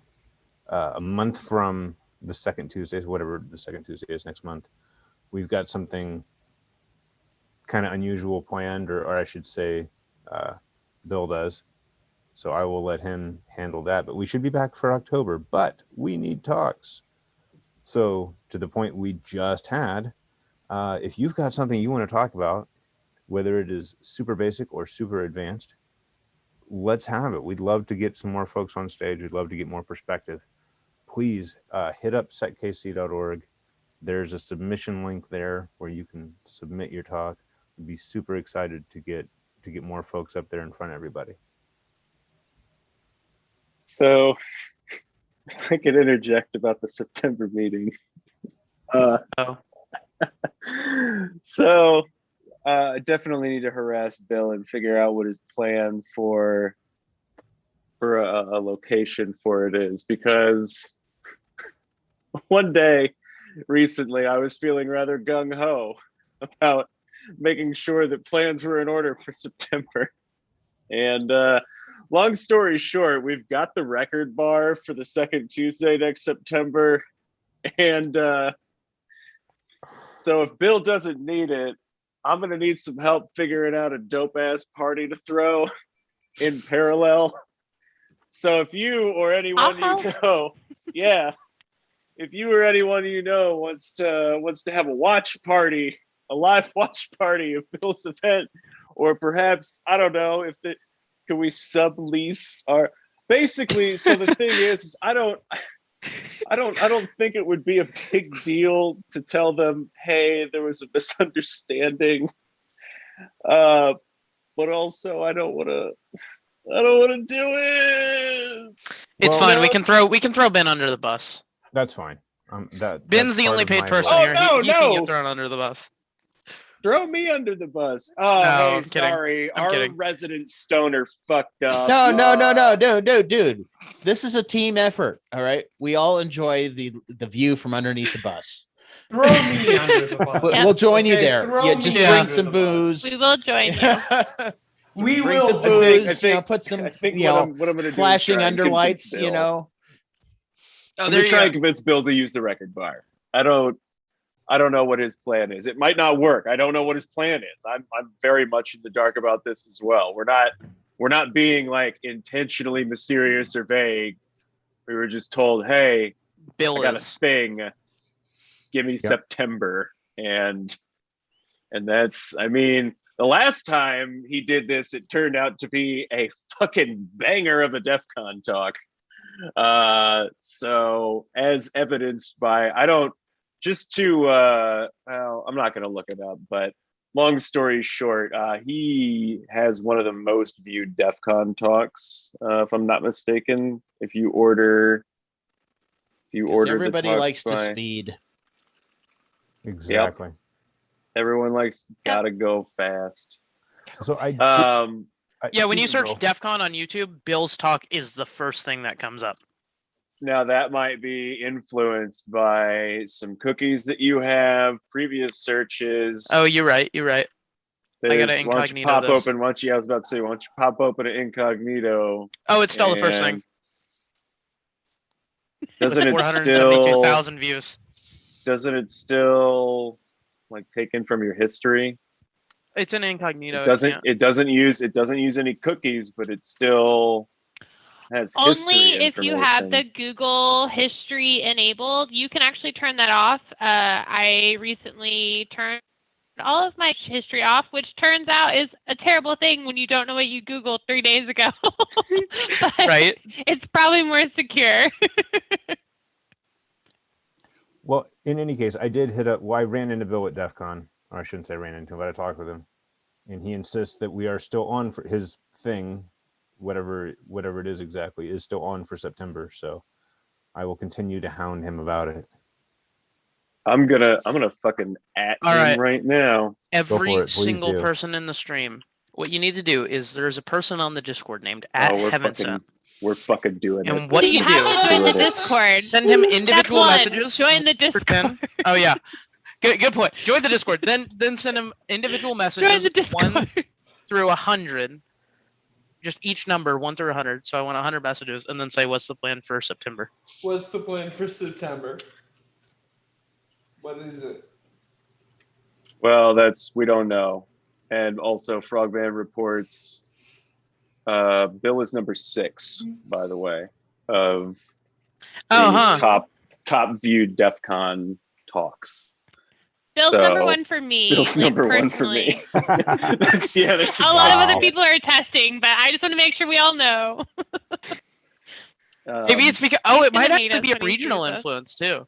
I show it to my 10 students as well. Yeah, at least he's in the top 10. But anyway, yeah. So something is happening in September. We will maybe figure out. Yeah. We'll have to let you know. Join the Discord for updates. Yeah, you can join the Discord if you would like bleeding up to the minute updates, like when Bill will respond to all these ads. I feel bad. I just saw how many ads we gave him, and oh god, we're gonna find out how quick I can get removed day from the Discord. Bill removes Discord from his phone. Yep. Pretty much. And this is the story of how Codex Mafia lost their admin rank. You didn't do anything on the admin side. Exactly. Oh yeah. I was. No, this is how Codex I made Mafia the call to got banned. action. I made the call to action. This is how Caesarian gets reported to code of conduct for harassment. If anything, this was a problem with me. I doubt it. Nice. Yeah.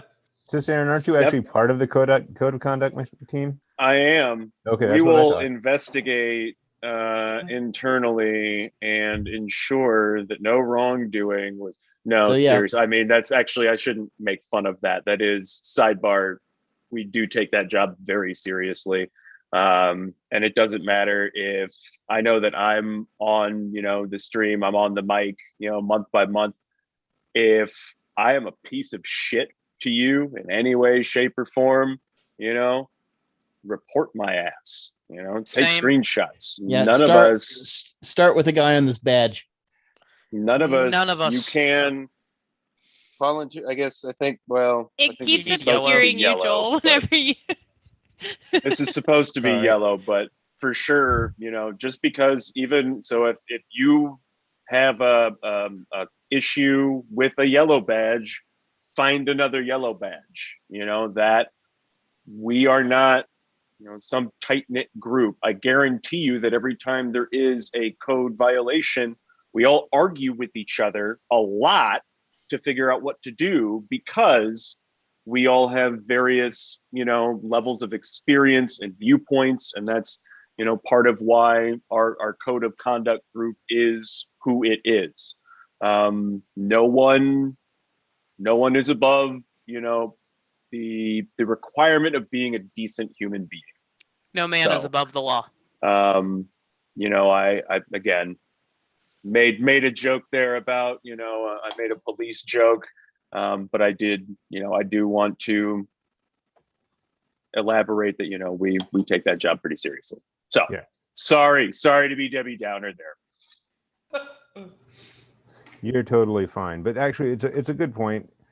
Again, always please come out to the meetings. It is a safe place. And if it's not a safe place, we have processes for dealing with that. 110%. Amen. We something bring I- fire extinguishers for a reason. Whatever it takes. Something I forgot to put on here, we are having lunch. So if there are people around the Kansas City area that want to come out to lunch, I believe join the Discord and look in the lunch channel for all the deets. But that's like tomorrow. So if you want to come out and hang out with some people and enjoy a picnic outside, come find us. It's bring your own Do it. lunch. Also, we don't. Yeah. Bring the lunch for you. Just so That's Yeah, something we need to yeah. consider. That'd be fun. A toxic barbecue event. Are you bankrolling this shit? What's Hey, you That's already we know. ain't made of money right Unemployment Okay, bankroll. I'm gonna right go here. back in time here into the conversation here. Did anybody go to the Toxic Barbecue at DEF CON? You did, Codex? How was that? I've still never been to that actually. It was, if I'm being honest, it was kind of underwhelming, but I'm pretty sure that was because of this year's just kind of overall DEF CON experience. I don't think it had anything to do with Toxic Barbecue being Toxic Barbecue, but it was also really enjoyable. There were a lot of people there. I didn't stay for very long. I basically went, delivered German chocolate, and then left. But it was good while I was there. It was a little bit underwhelming just because there weren't as many people as I thought were going to be there, but it was still good, and it was good to meet a lot of new people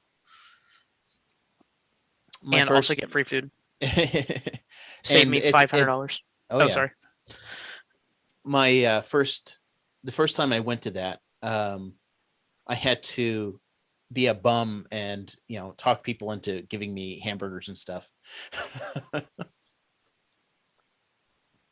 I would totally hook you up with a hamburger. But once again, DEF CON doesn't run that. It's just people show up and people bring food, and sometimes they bring a little bit more and they share it.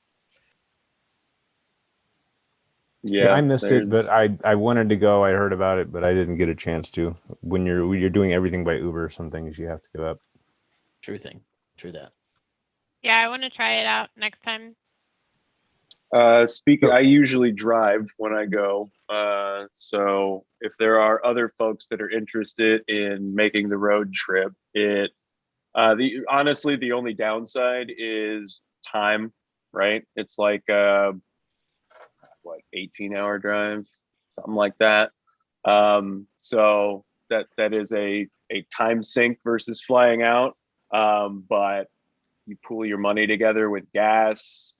So your travel suddenly, if you're going back to the budget DEF CON experience, pooling together with gas and possibly, a vehicle rental. I guess it all depends on how many folks you got going on. Watch the DEF CON 20 or the DEF CON. It's a documentary that they did during DEF CON 20, and they go over the driving to DEF CON experience, the kind of gateway effect of driving into Las Vegas.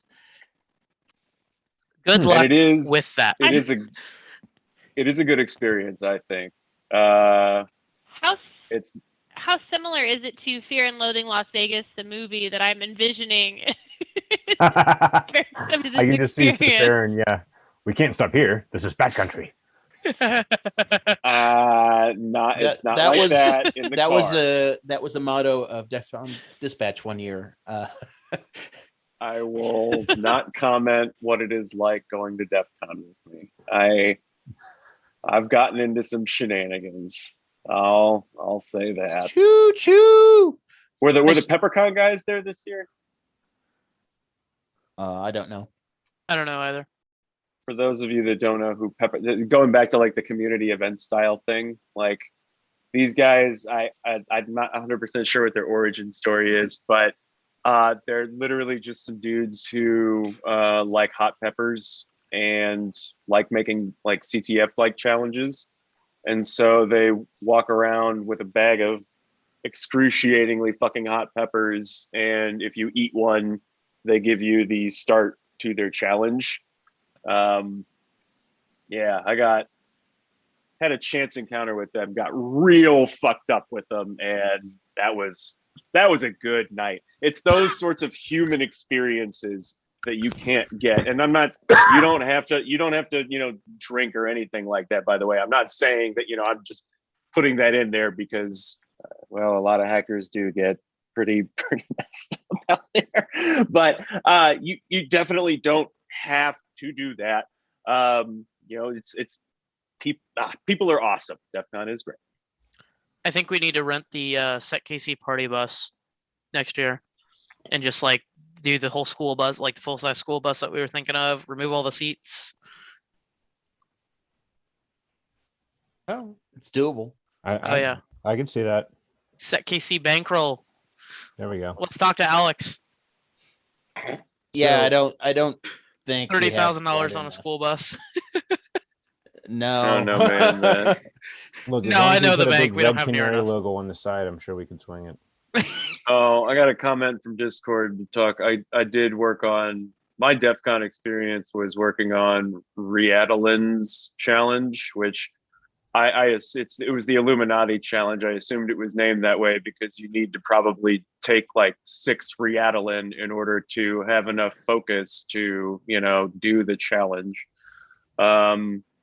I don't know if anyone took a look at that, but that it was posted in codes. We had someone post it in codes, and yeah, that I always like the Illuminati badges. And I figured that would be something good to make me feel like a dumbass all weekend. I was right, it did. But it was a lot of fun. I actually had a couple of students as well that are involved in a club at Mizzou. Shout out Cyber Tigers if anyone's watching. And a couple of students were working on that as well. We made no progress aside from, I think, what are probably the 2 easy challenges in there. But I know a fuck ton more about the construction of obelisks than I did going into it. So. Well, now I want to learn more about obelisks, so we're going to have to talk later. All right. I'm your guy for that. Perfect. They got formulas and shit. Mm-hmm. Interesting. Sweet. All right. Well, I think we find ourselves at the end. For all the people that have been asking, yes, they said DEF CON was 10 days next year. That includes a couple of days of training tacked onto the end. So like the 15th and 16th, they're actually Monday and Tuesday. I assume details. Recovery days. So I should have planned for one of those at least. Oh, yeah. Because, yeah, I stumbled home. I got to my house at about 4 a.m. and then had my first meeting at 10. So Surely a talk has been done on DEF CON pro tips. yeah, Like- mistakes were that was not in Jurist's list of things Yeah, for the I was first gonna DEF CON. It should be like plan a day or 2 of recovery time afterwards. Figure out If how you to end get your up sleep driving schedule with fixed. me, go Tuesday to Tuesday. You're requesting a full week off. Maybe Tuesday to next Wednesday, actually, because I don't know. I kind of want to stay for Sunday. I usually dip out pretty early. Basically, when I get kicked out of my hotel, that's about the time where I'm feeling inclined to be dipping. So yeah. All right. Well, hey, thank you everybody. Thank you everybody on the panel for hanging out and talking. Thank you. It's been fun. Thank Joel. This is still Joel's idea, and it's worked out great twice. So thank you, Joel. I'll reiterate his Students call for life. for assistance with, again, not only at B-Sides KC. If you're helping him out with B-Sides KC, you might, wind up. I mean, obviously, you're more than welcome to help him out at SecKC as well. Joel has been our streaming dude, our video dude for man. I've been doing 8 years? SecKC for like 6 or 7 years now, and Joel's To been be doing honest, that I shit at wouldn't least the count whole those time. first couple of years. The quality there was kind of shoddy. It still I mean- happened. It's still documented. That's Yeah. I was And about to he's say. humble. yeah. Dude, that's talk about you couldn't ask for a better cat to work with, right? You even humble if bastard. you don't, certainly, he would love to have someone with experience. But even if you're just a willing pair of hands, eyes, and a brain, that's helpful as For well. some of those. Yeah, or at least some of them. At least the brain, I hope. but- And you like fucking up, then you'd be perfect fit for the audio team. We Nice. keep interrupting. Ben keeps Thank trying to you. shut us down, but we keep fucking side railing it. It's fine. I'm like the musicians union. I'm just standing over here watching the clock. All right. That My mouse is hovering over the end button. All right. All all right. right. Say the word. You're the man. Go for it. Thank All you. right. Good night, SecKC. Good night, All right. SecKC. Dudes. Bye, guys. Later. Bye.